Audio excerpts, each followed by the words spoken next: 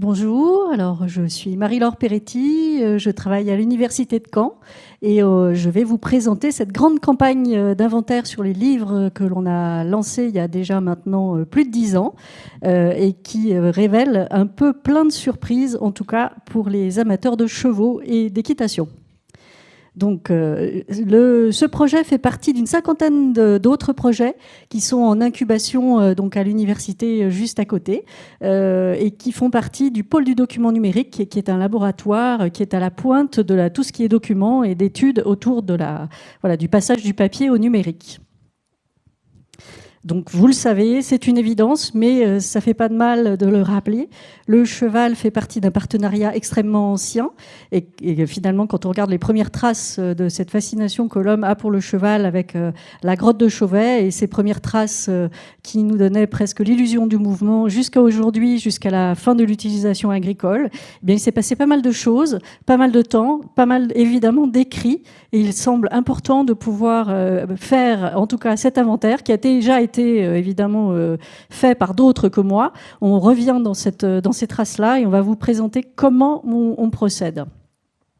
Donc voilà, la thématique est d'aller chercher dans les bibliothèques tous les livres qui existent sur le cheval et l'équitation, et croyez-moi, il y en a vraiment partout dans le monde, et de pouvoir les comparer aux bibliographies existantes. Donc pour l'instant, la première qui nous intéresse est celle du général Ménessier de la Lance, pour la partie française. Donc pour l'instant, notre site comporte plus de 18 000 titres, avec pas loin de 5 000 numérisations, des biographies d'auteurs, tout en 34 langues, dans 431 lieux de conservation. Donc voilà, je vous parlais de la bibliographie du général Ménessier de la Lance, qui est bien connu des bibliophiles qui sont amateurs de livres de chevaux, qui a vécu à l'âge d'or du cheval au XIXe siècle. Il a été témoin de l'arrivée du train, de l'automobile, de l'effort du cheval, en tout cas de l'utilisation du cheval pour l'arrivée du grand bouleversement sociétal de la révolution industrielle. Et sa bibliographie nous donne un peu des clés pour comprendre les évolutions de notre époque actuelle, qui est aussi elle-même en cours de mutation extrêmement rapide. Donc son livre, lui, il a mis 20 ans pour l'écrire, le compiler, le rédiger. Il comporte plus de 8000 titres en français et en latin, et sa spécificité, c'est que tous ces livres sont commentés, annotés, et ça représente à peu près 4000 auteurs depuis Xénophon jusqu'à 1921. Date à laquelle son dernier supplément est sorti. Et ce qui est intéressant, c'est que toutes ces bibliographies comportent une biographie d'auteur, qui est plutôt très intéressante, puisqu'on sent que ce général a lu et notamment a connu certains grands écuyers. Et il comporte aussi un index thématique, ce qui a été extrêmement pratique pour nous, pour ranger ou en tout cas pour transformer son livre en base de données. Pour vous donner quelques exemples, parce qu'évidemment, il n'y a pas que l'équitation, il y a aussi les soins, et on l'a vu tout à l'heure, les écrits vétérinaires, et je pense que c'est surtout cette partie qui vous intéresse. Donc, évidemment, n'étant pas un grand vétérinaire, il s'est contenté d'être parfois, de relever le livre et d'en remarquer l'importance bibliographique, notamment comme ici, le Lafosse en couleur que vous avez peut-être déjà feuilleté. Donc, on parlait de Lafosse tout à l'heure. Donc là, vous avez évidemment tous ces livres vétérinaires qui sont référencés, triés, indexés, annotés de sa main. Mais vous avez aussi donc les biographies détaillées, donc là, en l'occurrence Bourgelat, dont on a parlé tout à l'heure, et dans lequel vous allez évidemment retrouver toutes les biographies, enfin toute la littérature écrite par Bourgelat, triée, rangée. Vous allez pouvoir trouver les numérisations. Vous allez pouvoir ainsi, sans vous déplacer, aller consulter ces livres, peut-être aller chercher des mots-clés comme tout à l'heure pour pouvoir compléter votre connaissance ou simplement par curiosité.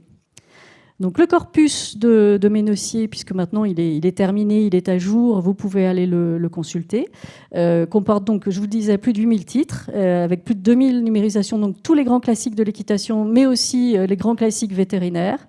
Et ce qui est intéressant dans le découpage, dans le rangement de ce corpus, c'est que vous avez l'essentiel qui est rangé en soins et élevage. C'est-à-dire qu'on l'a remarqué tout à l'heure, Christophe de Gars nous l'a bien signalé, c'est que les chevaux coûtaient cher, étaient extrêmement sensibles, donc il fallait faire des efforts pour les soigner, on y prêtait vraiment attention, et contrairement à ce que j'aurais pu penser, moi, en tout cas, quand j'ai commencé à travailler sur cette bibliographie, comme c'était un militaire, je m'attendais à ce que ça soit l'utilisation militaire qui soit au cœur de cette bibliographie. Eh bien, quand on met tous ces livres bout à bout? Eh bien non, ce sont bien le soin, le manuel vétérinaire, comment l'élever, comment le ferrer, comment le soigner, que ce soit évidemment des livres un peu empiriques, etc. Mais en tout cas, la partie militaire est finalement un peu plus faible et la partie agricole encore moins. Donc voilà, je vous donne un autre exemple de comment on fait. Je vous rassure, hein, je vais être très rapide. Donc là, on a parlé tout à l'heure de Jordanus Rufus, qui est donc ce pionnier de l'équitation, enfin de la partie hippiatrique au Moyen-Âge et dont le savoir a été diffusé pendant près d'un siècle sur tout le bassin méditerranéen. Et comme vous avez pu le constater, ce nom s'orthographie dans toutes les langues possibles. Et la manière de travailler comme ça nous permet de ranger, ou en tout cas de pouvoir retrouver le même auteur rangé dans la même boîte, entre guillemets, donc de l'encoder en métadonnées de manière complète et de pouvoir ainsi vous proposer, quand vous cliquez sur Jordanus Rufus, avoir absolument tous les orthographes, tous les titres, etc., qui sont attachés à ce célèbre hippiatre. Et dans ces métadonnées, par rapport à la version papier, on va ajouter évidemment toutes les numérisations, les lieux de conservation, les présentations du livre, parce qu'elles peuvent être du 19e siècle, du 20e siècle, etc. Donc vous allez pouvoir consulter tous les détails attachés à un livre. Voilà ce que ça peut donner en exemple. Ici, c'est un manuscrit de Bourgelat, enfin en tout cas qui n'est pas de la main de Bourgelat, mais d'un de ses élèves sur le traité de physique des haras, qui a appartenu à Ménecier de la Lance, qui en a fait cadeau à Maison Alfort, dont on peut aller le consulter, et qui est en fait une compilation de plusieurs cours qu'il a donnés à cette époque. Et donc, dans la bibliothèque, vous allez pouvoir trouver la fiche du livre, le commentaire sur le manuscrit de Bourgelat, mais également la biographie de Bourgelat. Donc, vous avez aussi accès en libre, hein, je répète, mais je crois que je l'ai pas encore dit. Tout cela est en accès libre, gratuit. Vous n'avez pas besoin de vous inscrire. Vous pouvez aller consulter le jour, la nuit. Voilà, la bibliothèque est ouverte. Vous avez donc accès à des thèses. Alors, il y en a des très anciennes. Elles sont, il y en a pour l'instant 1800, mais il y a toute une grande campagne de numérisation qui est en cours pour les thèses anciennes. Donc, on va pouvoir augmenter ce chiffre assez rapidement. Pas mal sont déjà numérisés. Il n'y en a pas que dans la partie vétérinaire, mais ça reste quand même l'essentiel des thèses. Mais vous en avez aussi en histoire, l'utilisation agricole, la santé du cavalier, etc., l'effort avec l'endurance et les courses. Cette bibliothèque, pour la faire vivre et pour intéresser peut-être aussi les plus jeunes, ou en tout cas les cavaliers juste un petit peu amateurs, on se fait la part belle de pouvoir faire découvrir cette malle au trésor en ressortant de temps en temps des petits articles pour montrer l'intérêt de ces livres qui peuvent être un petit peu austères, parce qu'effectivement, dans 18 000 livres, chercher quand on ne sait pas très bien, voilà, quand on veut se balader, donc on a mis ce portail qui vous permet d'aller vous intéresser à des choses qui sont peut-être plus anecdotiques, mais qui vous permettent de rentrer dans des bibliographies plus complètes. Il y en a certaines sur la partie vétérinaire, hein, je vous rassure. Autre chose que l'on a mis en ligne et qui permet de faire vivre, en tout cas, toute la partie écuyer, et je rêverais que l'on puisse le faire sur la partie vétérinaire. Nous avons un tableau synoptique des écuyers qui a été compilé en 1960 et qui recoupe 200 écuyers sur 4 siècles et que l'on a rendu dynamique. C'est qu'à la base, c'était un énorme planisphère que l'on peut voir ici avec une ligne, une ligne du temps qui permet de repérer chaque écuyer avec son cercle d'influence. Donc c'est très intéressant quand on essaye de suivre le travail d'un écuyer. Il y a quelques vétérinaires dessus, donc vous allez retrouver Bourgelat qui était lui-même écuyer, comme on l'a vu tout à l'heure. Et ce travail-là que l'on a rendu dynamique vous permet d'aller faire une recherche dans la base de données biographique. Vous allez avoir accès, quand vous cliquez par exemple là sur François Robichon de la Guérinière, qui était un Normand, vous allez pouvoir avoir à son historique sa biographie et toute sa bibliographie. Ensuite, on a évidemment d'autres études commencées. Alors évidemment, ici, on est sur le centre de la biomécanique. On s'intéresse au mouvement depuis très longtemps, comme je vous le disais tout à l'heure, avec les têtes dynamiques de la grotte Chauvet, où on pouvait parfaitement imaginer, en tout cas c'est ce que certains chercheurs ont imaginé, que l'on pouvait faire bouger les images avec une lampe à graisse dans les grottes, peut-être raconter des histoires, peut-être jouer de la musique, célébrer des rituels, on ne sait pas. En tout cas, ça pouvait ressembler peut-être à quelque chose d'assez étonnant. Ou de se balader regardé aussi sur la manière dont les artistes ont représenté le mouvement, en tout cas qui fascinait. Comme ici, le cheval à 8 jambes, qui est celui de Odin, qui est le cheval Sleipnir, qui a été représenté sur une pierre qui est conservée au musée de Stockholm. On peut imaginer que ce cheval est à l'amble de course et que l'artiste a figé le mouvement de cette façon-là. Alors évidemment, on a fait un petit peu de progrès aujourd'hui avec l'imagerie médicale, mais il ne faut pas oublier qu'il n'y a encore pas si longtemps que ça, on représentait le cheval comme au Derby d'Epsom sur cette forme, ce galop volant avec les antérieurs, avec une posture qui est quand même un petit peu compliquée anatomiquement à conserver, qu'il a fallu attendre, vous le savez tous, la chronophotographie à la fin du 19e pour pouvoir enfin comprendre comment le cheval se posait. En tout cas, ces études commentées existent. Elles sont peut-être d'un niveau amateur, en tout cas pour le profane, mais elles permettent aussi peut-être d'intéresser, ou en tout cas de prendre les jeunes, les plus jeunes, par le biais de l'image et les intéresser à tous ces efforts sur la biomécanique et la compréhension des allures, la compréhension des détections des défauts d'allure. Et évidemment, on a aussi à la bibliothèque beaucoup de choses sur l'imagerie médicale et là, toutes les avancées à ce niveau-là, toutes les formes d'imagerie médicale qui ont évidemment surgi et que l'on retrouve notamment dans les tests vétérinaires et autres. Donc, par ces études commentées que l'on a faites, on a travaillé il y a déjà plus de 10 ans sur un livre à système qui est le livre qui s'appelle Le Cheval d'Eugène Alix et Édouard Cuillet, qui est un livre d'anatomie. Donc, c'est un principe que l'on retrouve souvent maintenant dans l'imagerie enfantine, avec un livre qui permettait, en soulevant des volets, de pouvoir accès à toutes les couches du corps du cheval, mais aussi avec une petite animation bien rudimentaire, mais qui était quand même relativement pas très simple à utiliser pour pouvoir comprendre comment le cheval galopait. Mais c'est toujours pareil, on essayait d'avoir des astuces pour pouvoir essayer de manière didactique et pédagogique apprendre à comprendre comment bougeait le cheval. Donc là, c'est pareil, ces numérisations-là, vous pouvez les retrouver sur le site de la bibliothèque. On a aussi, évidemment, par notre vocation mondiale, ou en tout cas universelle, commencé à intégrer énormément de manuscrits de par le monde, qui vous donnent un peu aussi une histoire des usages et de la manière de soigner des chevaux. Donc vous en avez vu un petit peu tout à l'heure, mais évidemment, on va retrouver des manuscrits d'un peu partout, avec ces imagiers qui peuvent être aussi des sources de commentaires que l'on peut retrouver aussi sur la bibliothèque. Je ne suis pas vétérinaire, donc je vais m'abstenir de faire l'exégèse de ces pièces.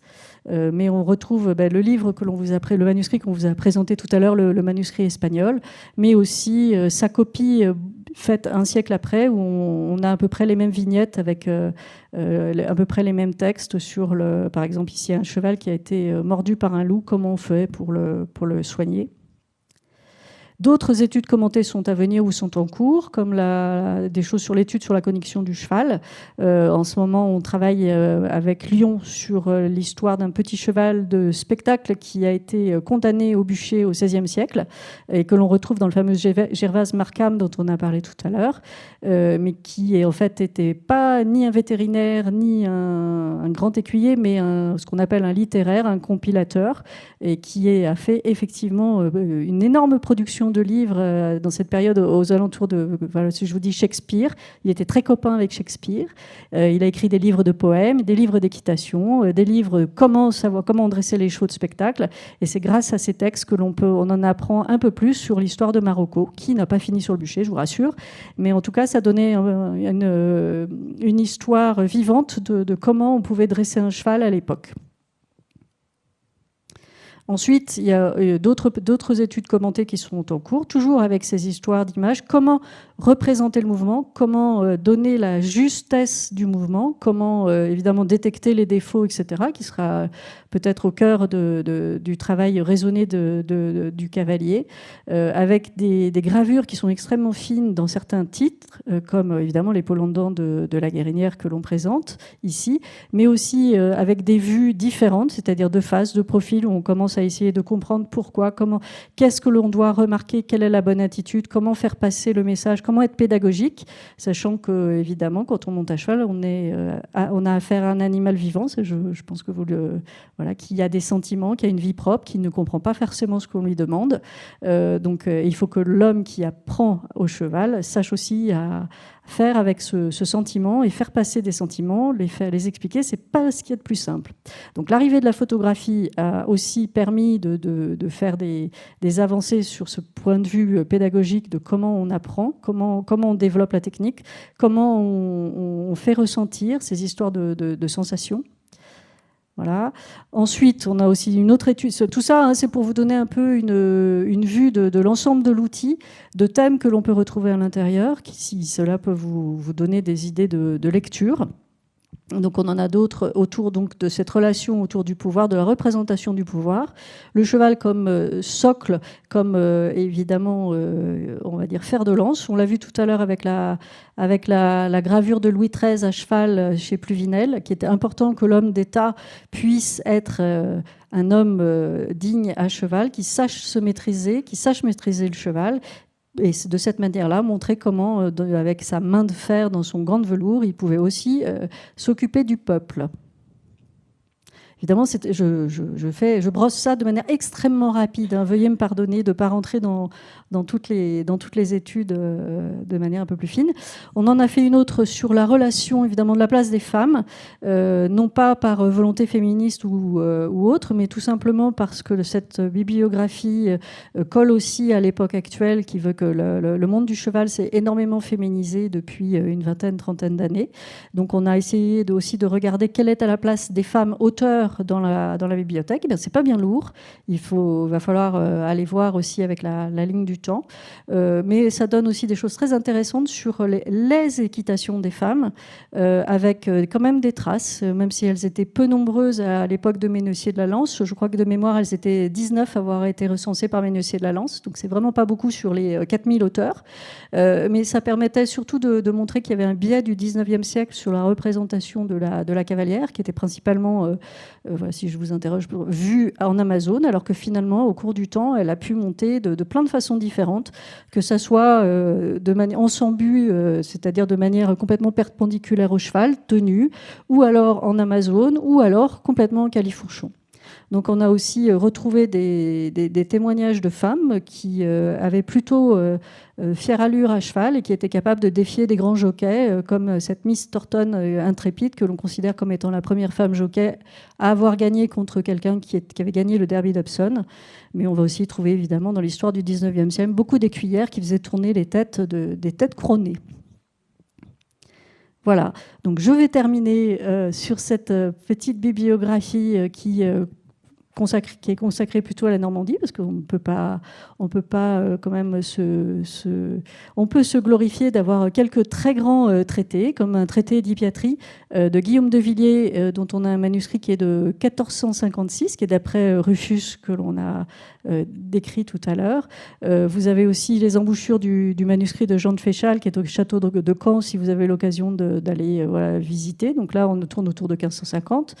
On a parlé de la Guérinière. Alors, certes, ce n'est pas un vétérinaire, mais on considère, en tout cas en équitation, que ça reste son livre, en tout cas l'école de cavalerie, reste la Bible de l'art équestre, un peu à la manière dont, si on pouvait le comparer, ça serait Molière pour le théâtre. En tout cas, il est normand et je pense qu'on peut quand même se l'approprier de cette façon-là. On peut parler aussi d'Ephrem qui a organisé les premières courses de trot en France, en Normandie. On peut parler aussi de Paul Bozil, qui a été un officier qui a remporté une des premières courses d'endurance à l'époque, c'était des raids équestres en 1900, où il a rallié Paris-Deauville en passant par Rouen d'une manière incroyable. Mais aussi le tout premier poney club en France, qui a été ouvert ici en Normandie en 1965 et qui a essaimé après un peu partout en France. Voilà pour les premières fois. En tout cas, ce sont des livres que vous allez pouvoir retrouver à la bibliothèque. En tout cas, le cœur de ce projet universitaire est vraiment au cœur d'une histoire de transmission, puisqu'on sait que le cheval a quand même changé de rôle depuis 2-3 générations. Il est passé de l'utilitaire au loisir.